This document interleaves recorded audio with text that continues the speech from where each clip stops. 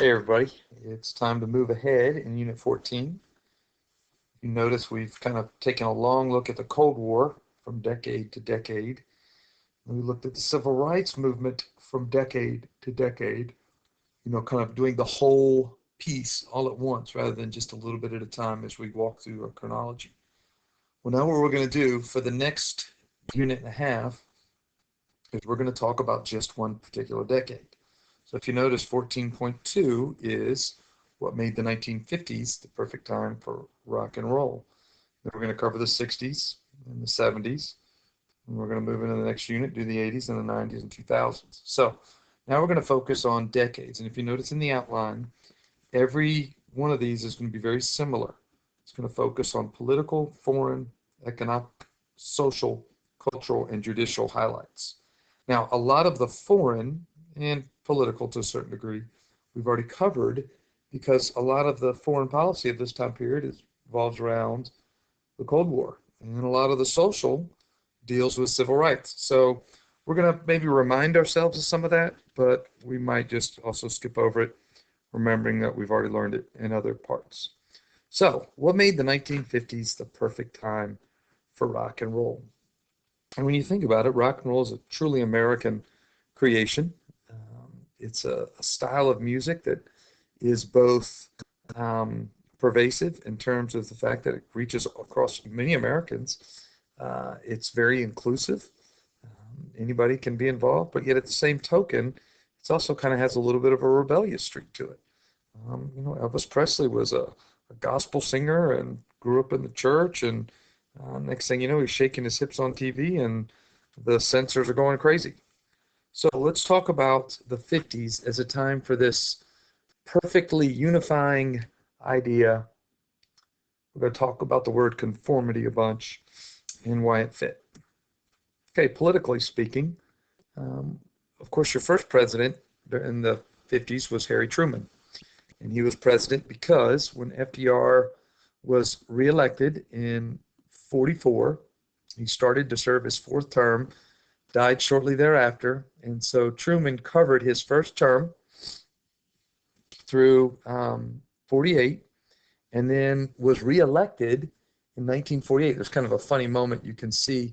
This is actually Harry Truman holding the newspaper, Chicago Tribune, that predicted that George Dewey defeated him in the election, which of course did not happen.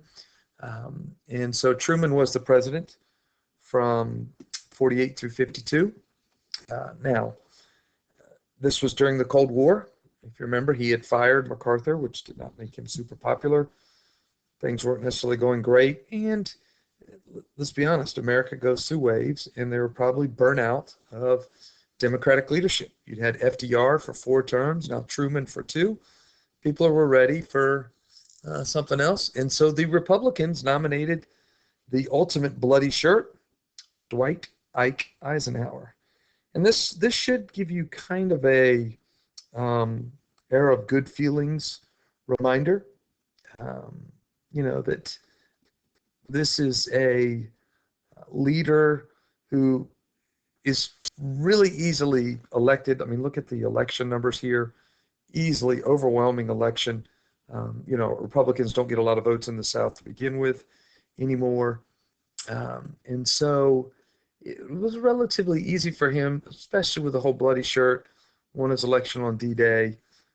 And if you have a second, look for this simple presidential advertisement. It is really should show you that if this is all you need to play to get your guy elected, that should tell you how much America is looking for conformity. People are, it's after we've gone through 2 great issues, the Depression and World War II, and Americans are ready for a break. We don't want stress. We don't want drama. We don't want protest. We want people to just get along. And Eisenhower is the perfect candidate for that. And you see it in his campaign jingle. Okay. Eisenhower was also very important because he was one of the first presidents in a while to talk about how little the president should do, less activism. Okay, get the president off of the screen. And, again, laissez-faire, hands-free sort of stuff.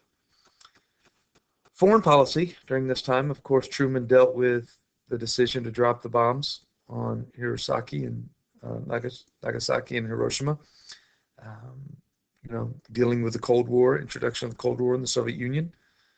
He was also the one who dealt the most with the Korean War. Eisenhower was president when Sputnik was launched, 1957, which of course set off the space race. When the U-2 spy plane was shot down, he was the one who went on TV lying about the weather pictures. He was the one who was willing to allow the Rosenbergs to be executed. So the space war, the space race, the arms race, the Cold War, all heated up during Eisenhower's time period.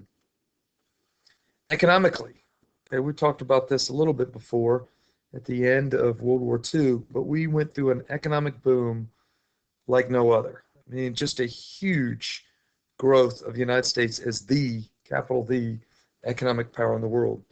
We talk about the numbers where 6% of the world's population was producing 50% of the goods. And you can just see it reverberate in a lot of ways. Now, here's one way you can think about it reverberating. The explosion of fast food. The first McDonald's, you have a chance here if you want.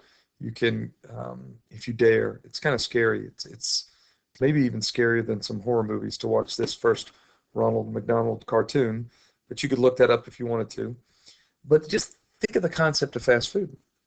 You're going to pay money to go out to eat, not at a restaurant, but to grab it and go. Well, that tells you that the pace of life is changing somewhat. You had to convince American women, mothers, that this was healthy for their kids, that it was good for the kids. That's why, of course, McDonald's started off early trying to grab the kids' market. That's because they wanted kids to want to bring their parents in here. Of course, you have all the products, better refrigerators. Now that plastic is in use, we're going to have vinyl furniture. Television is going to begin at this time period. So a huge economic boom, really starting a lot of purchasing. This is basically when America becomes the mass consumer country, kind of like a second roaring 20s. We've got money to spend, lots and lots of money to spend, and now we've got things to spend it on. This is also the time when credit cards are going to begin for the first time. Now, remember in the 20s, we wanted to buy all those products, but we couldn't, so we used installments. Now we got all these products. We don't have all the cash all the time, so people are going to begin to use credit cards. Just shows you how much purchasing people are trying to do. In addition, we also think about, during this time period, America's growth of the service sector. Think about a service sector. Service is something you provide for somebody rather than something you make.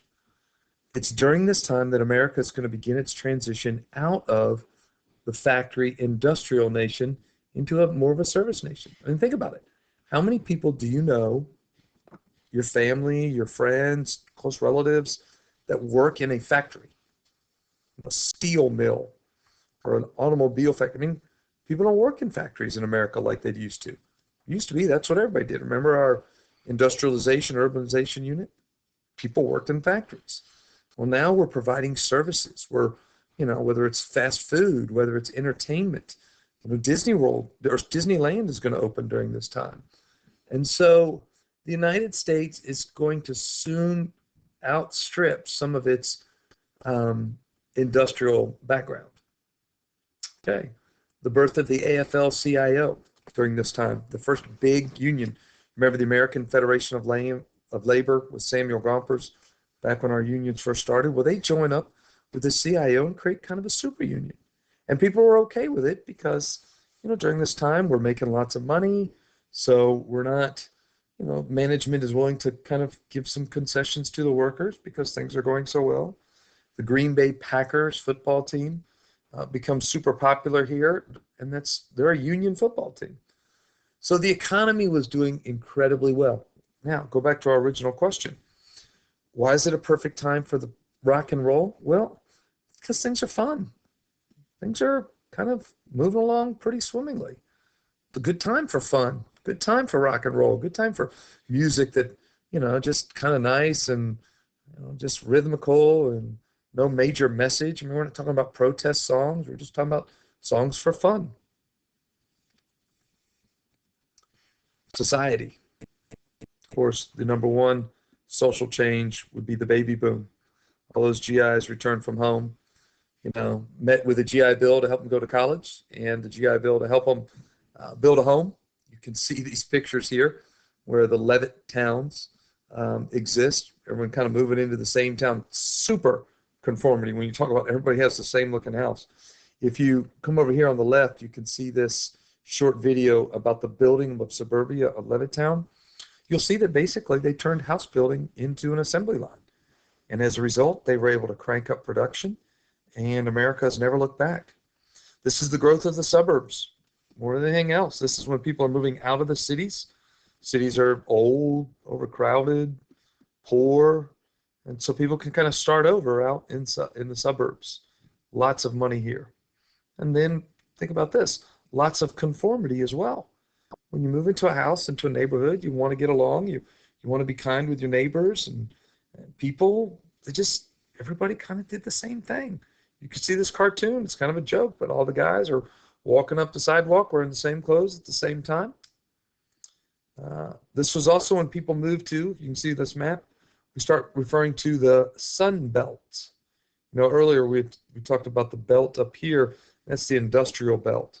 Well, now they're moving into the Sun Belt, lots of defense industries. This is where NASA is going to go, lots of manufacturing, etc. for weapons. Air condition starts going into homes, which makes it possible for people to live in the Sun Belt. It's during this time that California becomes important. Texas, Houston, okay, Florida, Alabama, the Steel City, Birmingham. And this is going to set up a time later where the Northeast is going to struggle. I think if you go back, remember our election of 1898, William McKinley was elected as a Republican, winning only a few states. I mean, almost the majority of the country went to the Democratic candidate of Bryan, but because all of the population was in the Northeast, McKinley won the election rather easily. Another thing that goes along with the baby boom is the emphasis on kids, toys, books about raising children. There's a book written by a guy by the name of Dr. Spock, not the Star Trek one, but a different one that all the parents read about how to be a good parent and parenting. Before the 1950s, you didn't tell people how to parent. There's no books on parenting. It's very rare. You did it. But there were so many kids and so many people who wanted to do this well. They wanted to, kind of a conformity, to be a great parent. Everybody wanted to do it well. They didn't want their kids to suffer through a depression and suffer through a war. They just want things to be easier for them. And raising children almost becomes a business. In other words, a service business where there's all kinds of people making money for kids. If you notice here, there's a video you can go to. You got to skip through about to the first minute, but it shows lots of toys from the 1950s. And when you see, after you watch them, I want you to think, how much did the Cold War affect these kids and their toys? It's pretty ridiculous. Culture. A lot of America's culture during this time was set up through rock and roll. Elvis Presley. You could just Google Elvis on the Ed Sullivan Show. And the way he danced, you can see kind of a little preview here, shaking his hips. They actually raised the camera to only show from the hips up because people were offended by the way his hips were shaking. Rock and roll was here to stay. And very simple songs. You just think about 1 o'clock, 2 o'clock, 3 o'clock, rock, 4 o'clock, 5 o'clock, 6 o'clock, rock, 7 o'clock, 8 o'clock, 9 go rock, round clock tonight, we're going to rock. So, just real simple, happy, fun messages. Kids going to the record store, dancing at the hop. It was a very idealized time in terms of rock and roll. And where did rock and roll come from? Well, its origins were way old school American country, bluegrass, jazz, which was more of the African American contribution. It's kind of a mix of both. Same sort of, we don't follow all the rules, heavy on the guitar, rock and roll music. During this time, we have the rise of TV. If you think about the 30s, that was the beginning of the railroad or the radio. Now, in the 50s, we got the beginnings of TV, black and white TV. There was actually stories of problems with sewer systems as TV became popular because all the toilets were being flushed at the same time. And you think, why were toilets being flushed at the same time? Because they're all being flushed at commercial. And they had to redo the pipe systems in certain places to fit the demand. And there's funny shows, silly shows. I Love Lucy. You know, if you were to Google Lucille Ball and the Chocolate Factory, you'll see a scene that has been put forth in multiple shows. You know, people working on an assembly line and somebody speeds it up. But she was the original. And America fell in love with TV. There's Dick Clark in American Bandstand back when he was young. Um, you could watch the evening news. Remember, we talked about the civil rights movement and the Vietnam War. Both were affected by people sitting at home, watching the news, whether it was seeing protests, civil disobedience met with violence, or body bags in Vietnam. The news begins to affect America's foreign policy, its politics, its social growth, all coming out of this culture. And last but not least, there was a group of people that were referred to as the beatniks. Beatniks were early hippies, early stages of the protest movements.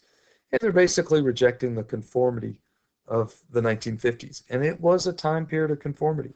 Everybody got their same haircut. Everybody wore their same coat and tie. It was a very conformed time. Last but not least, we'll hit on some key Supreme Court cases in each one of these decades. And of course, the main and most important Supreme Court case during the 50s was Brown versus Topeka Board of Education, 1954, which overturned Plessy versus Ferguson and allowed for desegregation in schools.